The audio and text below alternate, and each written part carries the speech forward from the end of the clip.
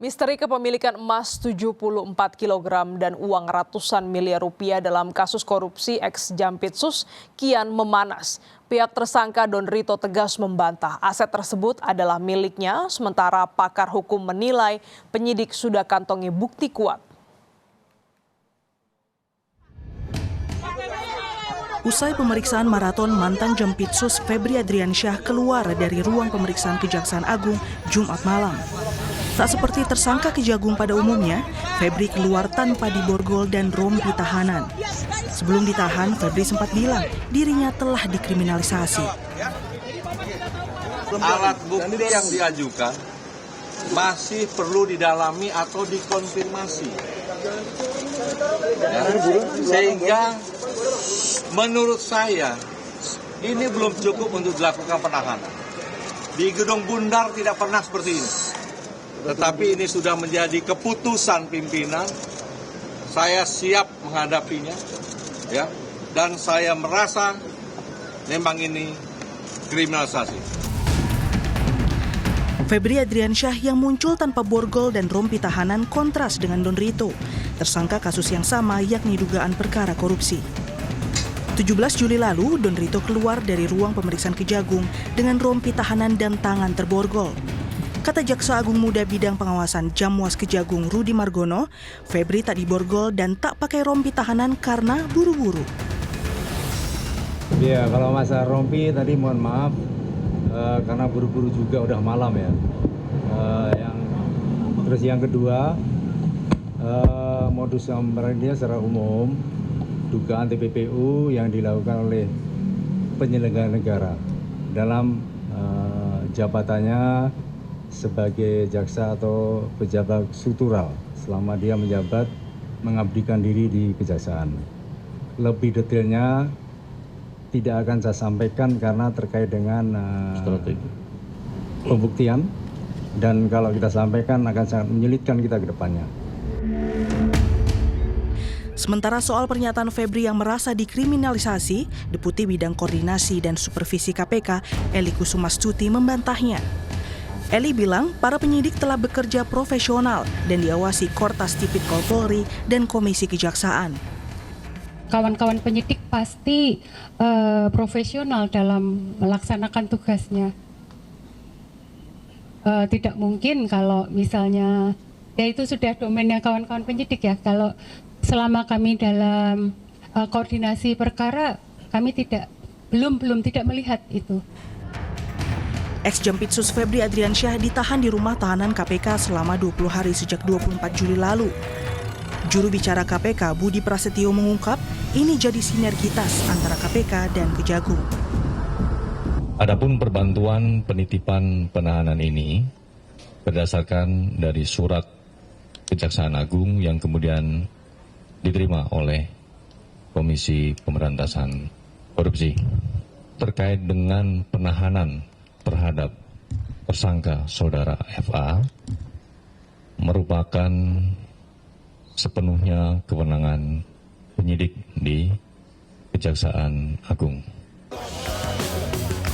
Bukan hanya soal tak pakai rompi tahanan maupun diborgol dan juga merasa dikriminalisasi, kuasa hukum ex-Jampitsus Febri Adriansyah pun menuai sorotan. Per 24 Juli lalu, ex-Jampitsus Febri punya kuasa hukum baru, yakni mantan juru bicara KPK Febri Diansyah. Sebelumnya Hotman Paris Hutapea tampil membela ex-Jampitsus Febri, namun mundur karena alasan kesehatan. Meski ex-Jampitsus Febri merasa dikriminalisasi, kuasa hukum Febri menyatakan belum berencana mengajukan pra-peradilan. Terkait dengan langkah hukum berikutnya, saya belum ketemu lagi nih dengan Pak FA, karena ketika beliau dibawa ke rutan KPK, itu masih belum bisa dikunjungi selama sekitar 3 hari kalau kata petugas rutan. Jadi kami mungkin baru ketemu setelah itu. Untuk sementara kami perdalam dulu substansinya, karena sekali lagi fokus saya di tim hukum adalah pada aspek substansi hukum dan hak-hak yang diatur di KUHP tersebut. Sementara tersangka lain dalam kasus ini, Don Rito, tengah bersiap mengajukan pra-peradilan. Febri dan Don Rito jadi tersangka dugaan 3 kasus korupsi besar, yakni pengadaan batu bara, korupsi Asabri, dan kasus korupsi Krakatau Steel, dengan barang bukti berupa 74 kg emas dan uang tunai ratusan miliar rupiah. Kuasa hukum Don Rito, Handika Honggo Wongso, menyebut rumah di kawasan Sentul yang digeledah penyidik adalah benar rumah yang ditinggali kliennya dan tak lagi ditinggali ex-Jampitsus Febri. Handika pun membantah emas 74 kg yang ditemukan saat penggeledahan adalah milik Don Rito. Memang ada rencana mengajukan pra-peradilan. Salah satu argumennya ada penyimpangan prosedur dalam tahap penyidikan dan dalam tahap penyidikan penetapan tersangka. Terkait dengan objek sitaan berupa emas dan uang dalam bentuk dolar Amerika dan Singapura, itu kan menjadi fakta material. Uang dan emas punya siapa? Kan begitu. Nah, inilah yang tidak pernah dikonfirmasi kepada Pak Febri pada saat beliau ditetapkan tersangka oleh tim 9. Menurut klien kami, itu adalah berasal dari satu pihak yang namanya ST, 2 P, ketiga F, ya, keempat itu Z.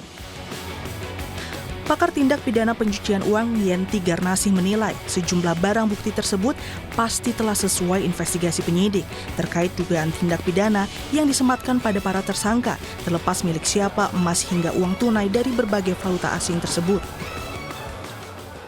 Itu pemilik siapa itu nanti. Jadi di situ ada harta kekayaan yang mencurigakan.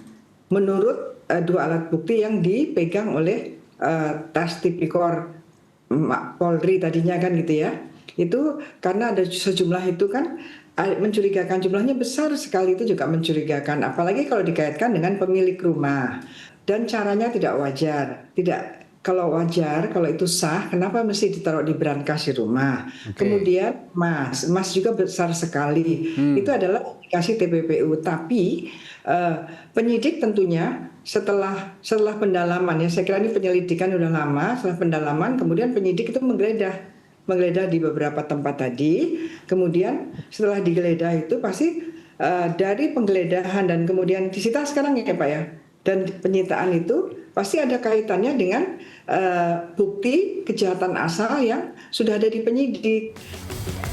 Akankah tindak pidana pencucian uang yang disangkakan kepada mantan Jampitsus juga akan menyeret nama-nama lain? Dan mampukah Kejaksaan Agung menepati janjinya untuk menangani kasus yang menjerat ex-Jampitsus secara transparan dan profesional? Tim Liputan Kompas TV.